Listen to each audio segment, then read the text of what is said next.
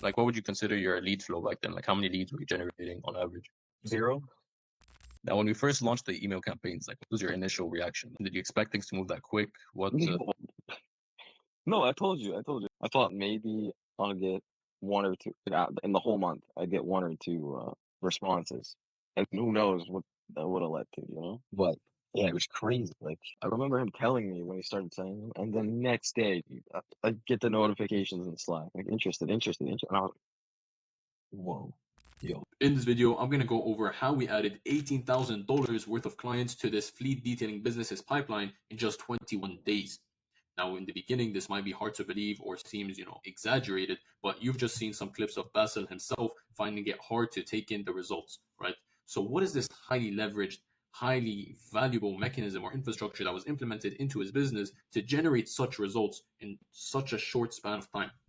Well, before we get into it, first we need some context so you understand how it was implemented and the situation it was implemented in to hopefully generate the same results for yourself.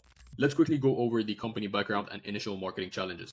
In the beginning, he was a B2C car detailer doing one car at a time, relying solely on word of mouth. Now, when you rely solely on word of mouth, you know that you get an inconsistent lead flow. And with an inconsistent lead flow, you have an unpredictable revenue or income stream. And that basically results in an unsustainable business just because you can't plan ahead.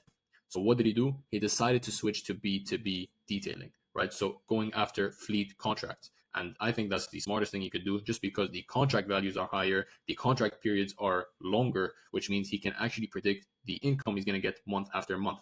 Now, the only issue was his outreach situation. Like I got really lucky with the one client I got in the very beginning, but other than that, like I tried emails, I tried phone calling, I tried just walking in to businesses, just being like, "Hey, what's up? Do you have a few minutes to talk?" I talk, and the emails got no responses, like actually zero responses. Nobody ever responded to my emails. The phone calls, nobody would answer. And if they did, they'd say they're busy, or like I'll hit you back later, and never did. And in person kind of worked, but it never led to anything material. Of course, after assessing his current state and looking at his desired outcome, we went ahead and generated these 3 targets that we need to achieve in order to get him to where he wants to be. The first one being creating an online presence. Now, this is one of the most important parts by far, just because no matter how much outreach you do, if you don't have some sort of online presence or credibility to back you up, you will never be able to build trust with those leads. Next, we curated a clear fleet service offer that's obviously enticing and welcoming and highly targeted, right? And that's very important in order to get responses. Next, we generated the qualified interested leads through our mechanism and system. But of course, it takes all 3 of these goals or targets to work, right? You can't have any one of these without the other. You can't create an online presence without a clear service offer, and you can't generate leads without an online presence, and you can't generate leads without an offer, and you can't have an offer without a business, right? Without a system. So let's first go ahead and look at this landing page that we generated before we get into the whole process of the outreach. Now, once ahead, I've pulled out the landing page, and the first thing you see is the front end offer. We specialize in on site professional fleet cleaning. Now, no one is going to convert off the bat, first thing you see, but this is for more of the people that already know your business. They've come on here once or twice before, and you have the call to action here, and then you've got your number on the top or contact info for those that are more skeptical. You provide some credibility about your service, then you actually go through the actual service for those that are uneducated about your service, not uneducated in general. Then you go through the full-blown offer, the back-end offer. You have your guarantee to draw them in. They read through, then they see some more credibility or proof that you're actually up to par with what you're saying, and then you give them the call to action once more, and boom, there you go. Now, whether they opt in through your landing page or they come back and respond to you, at least they have some concept of who you are, what you do, that you can actually do it, and are legit, right? So this is the whole point of the landing page. Just as you were to take a service, you wouldn't do it without doing some research, right? Especially a bigger contract. So with that being said, let's go ahead and have a look at the whole process of outbound. Here we have the whole cold email infrastructure zoomed out. So what did Basil's business actually receive? Well, the first thing we did was set up the infrastructure, and that is buying the domains, setting up the inboxes, and warming them up. Now, this is very important because no matter how good your offer is and no matter how fitting the prospect is, if your emails are landing in spam, they don't get to see it.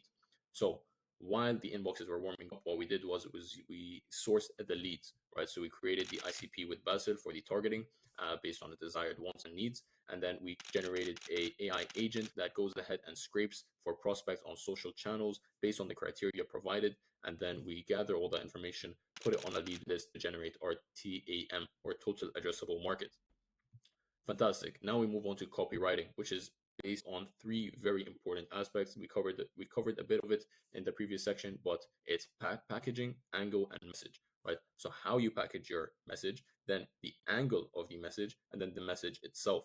So as for packaging, it's basically the different formats or templates that you're going to use for your email. So structuring your emails in the right way for your niche and industry. Then the different angles, which you're going to test. And you can see here a quick preview ongoing A/B split testing, which is based on this. So the different angles you're going to use in your message. This could be, for example, in Basil's case, what we did was one email was focused on reducing billable hours for employees that do the detailing themselves, or the presentation of your fleet for clients, right? So how your car actually looks like for clients. And these are two different angles depending on the decision maker's priorities.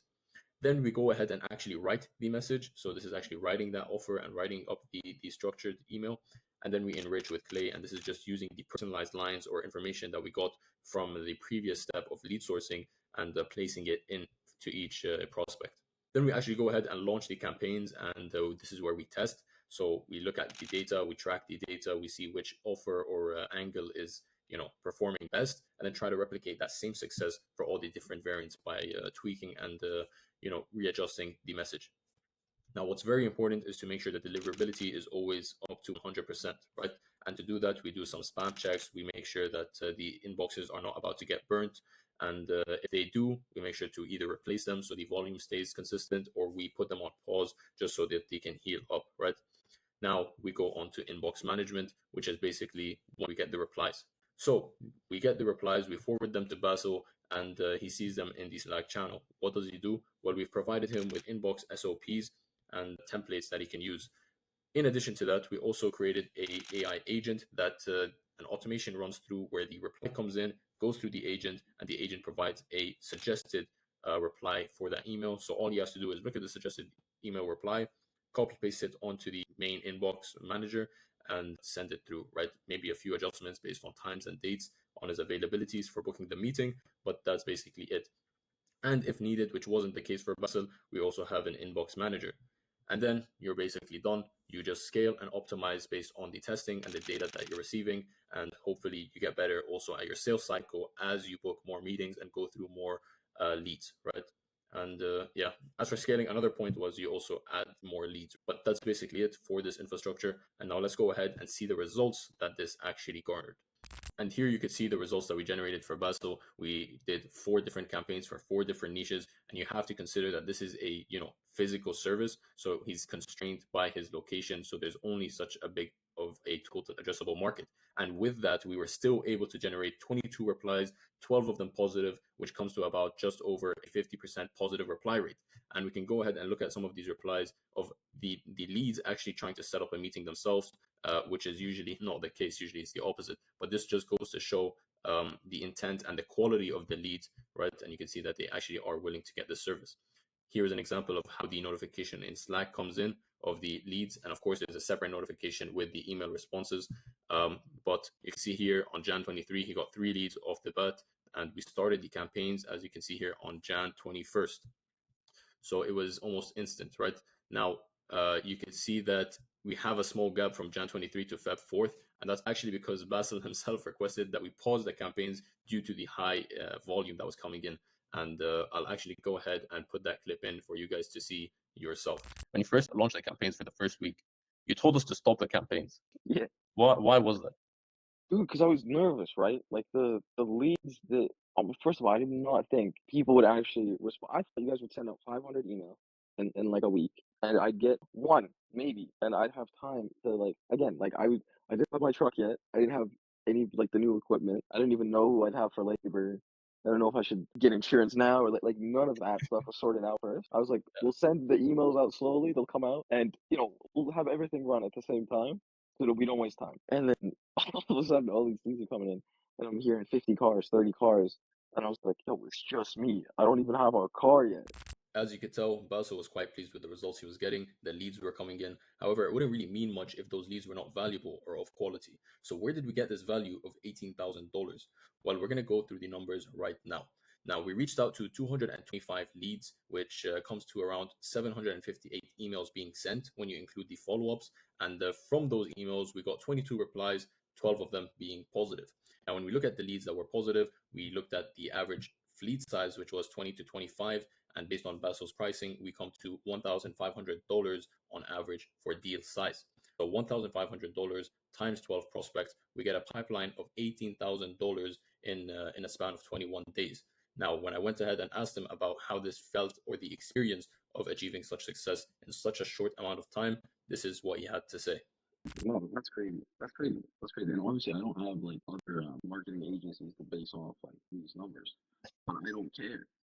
I don't care. Getting that many leads without me really lifting a finger, and the contract worth of all of us, it's not a one-off car. It's talking 50, 30, 20, 10 cars per person we're talking. It's different. It's different, bro. So it's insane. It's crazy. A business owner with no proven offer, no online presence, and no marketing strategy, infrastructure, or plan in place, relying solely on one client for their source of income, to now $18,000 worth of pipeline value, 12 prospects in the sales cycle, and only in the span of 21 days. Now, imagine you with a proven offer, with a online presence, what it would do for you to have a strong infrastructure in place to put your offer in front of the right eyes. Could you imagine the amount of leads coming in? Could you imagine the amount of clients coming into your sales cycle? And all you have to do is sit there on meetings and take them and close. Now, you can see here that Basil himself has already met with some of these clients or prospects, 20 to 30 cars monthly, and they're doing a trial run on Monday, wishing him the best. Now, of course, this is not only impactful for us, right? Like, this is not only good for us. We've seen a business owner with no business, basically, his words, to now 21 days later, a full-blown operation that he has to run, right? It's a complete flip. It's not a hustle anymore.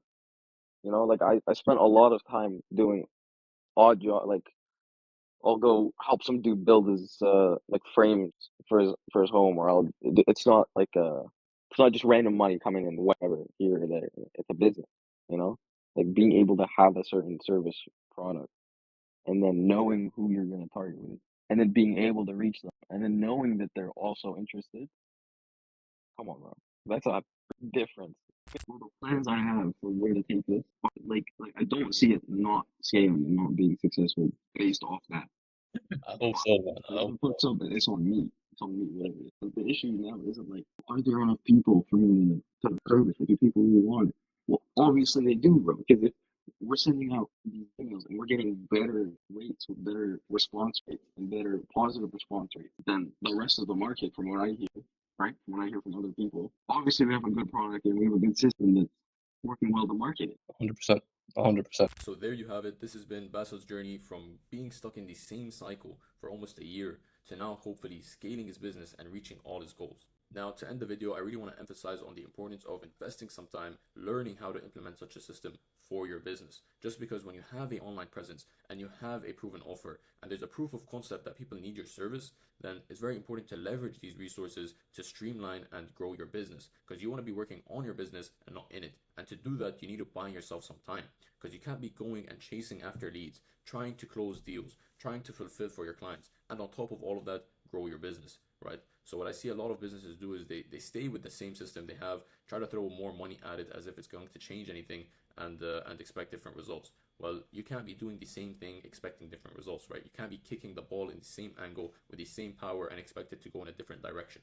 So what I really encourage is learning how to actually take initiative and change your processes, try to test out what works for you, and hopefully get better results, right, and grow your business. Now, for those of you that want to learn how to do this on your own first, which I actually highly suggest, just because it's very important to develop these skills as a business owner, well, we actually provide resources, tutorials, and step-by-step guides all on our YouTube channel. Or if you want to fast track and you had your fair share of testing and trying and have some sort of system in place, or maybe not, well, we actually provide a done for you lead gen system that will guarantee 10 booked meetings, or at least 10 booked meetings a month within the first 60 days. Otherwise, we're very confident to say that will work for free until it does so. So if you're interested or have any questions, or in general just want to learn more about how this system works, well, there'll be a link in the description, or you can visit our website, hivehubacquisition.com, for more information. Now, with that being said, I hope this video was useful and insightful and instilled some sort of initiative to change and grow your business.